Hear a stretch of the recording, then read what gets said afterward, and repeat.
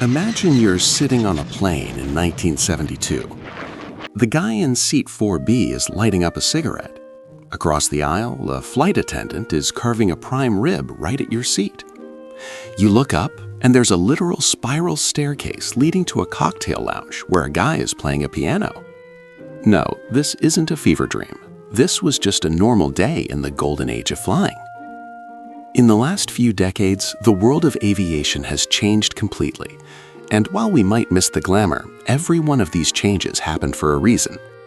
In this video, we will explore 10 air travel features that defined the golden age of flight, things you just won't find anymore today. All right, let's start the list. Number 1. The formal dress code. Back in the 50s and 60s, only about a quarter of Americans had ever been on a plane. Flying was a luxury, and like any luxury, there was an unwritten dress code. You'd see men in suits and ties, and women in elegant dresses and hats. Even the crew looked like they stepped off a runway, with uniforms designed by legends like Chanel and Dior. Airlines like Pan Am even featured these fancy passengers in all their ads. But then came 1978. The industry was deregulated, tickets got cheaper, and flying became for everyone. Slowly, style lost the war to sweatpants. Number 2. The no-stress baggage era. Remember when you didn't have to play Tetris with your carry-on? Until the early 2000s, checking a bag was just part of the ticket. You didn't have to do the "is this 50 pounds" dance at the counter. But then, fuel prices spiked and the 2008 financial crisis hit. Airlines needed cash, and they found it in your suitcase. Now, that first check bag is a billion-dollar revenue stream for the industry. Number 3. Free-flow alcohol. In the past, alcohol was part of that premium experience. The drinks flowed freely at 30,000 feet. But over time, incidents with drunk passengers started to rise. According to FAA data, in the last few years alone, there have been thousands of unruly passenger cases every year, many of them fueled by alcohol. Today, that free pour culture is gone, because at 30,000 feet, things can go south real fast. Number 4. Airports without tight security. Before the 70s, you could basically run from your car straight to the gate. No metal detectors, no shoes off, and you could carry a gallon of Gatorade if you wanted to. Getting on a plane was as easy as hopping on a bus. The dark side? Between 1968 and 1972, there were over 130 hijackings in the U.S.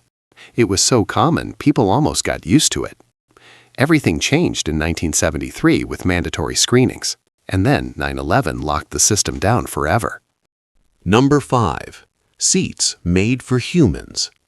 This is the one that hurts the most. Airplane cabins used to have wider seats and way more legroom. This extra space let passengers actually relax and enjoy the ride. Back then, air travel felt like a VIP experience. Airlines focused on comfort rather than cramming in as many bodies as possible.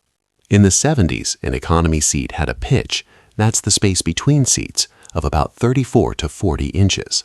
Today, you're lucky to get 28. Airlines figured out that by shrinking your legroom by just 2 inches, they could fit entire extra rows of paying customers. It's simple math, but your knees definitely hate it. Number 6. The Cockpit Open House. If you were a kid in the 80s, you probably have a memory of meeting the pilot mid-flight. You'd walk into that room full of glowing buttons, get a plastic wing pin, and feel like a hero. Post 9/11, that's a federal crime.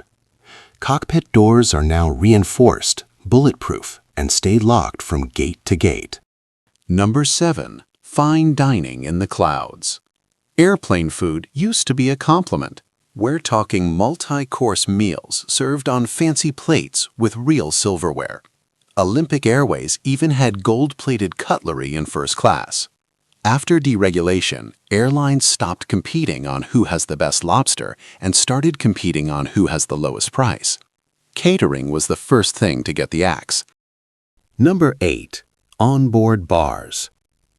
When the Boeing 747, the Queen of the Skies, first launched in 1970, it wasn't just seats, it had lounges.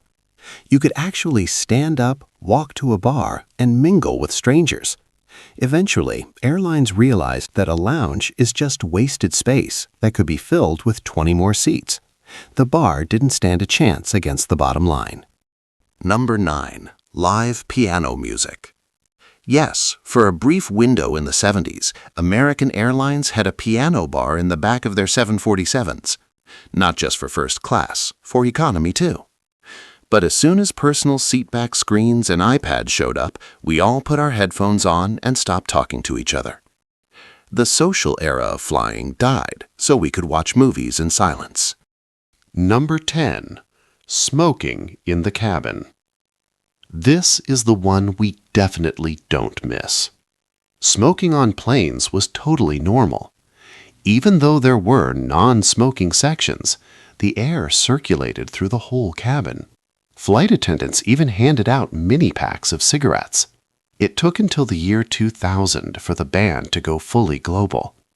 It's the end of an era that we probably don't miss. Flying used to be a luxury. Today, it's a necessity. We traded the glamour for the ability to cross an ocean for the price of a nice dinner.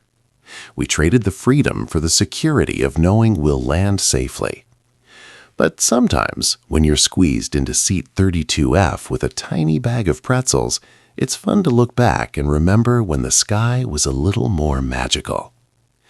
What's one thing about modern flying you'd trade for a piece of the golden age? Let me know in the comments. And if you enjoyed this trip down memory lane, don't forget to hit the like button, subscribe, and stay tuned for our next video.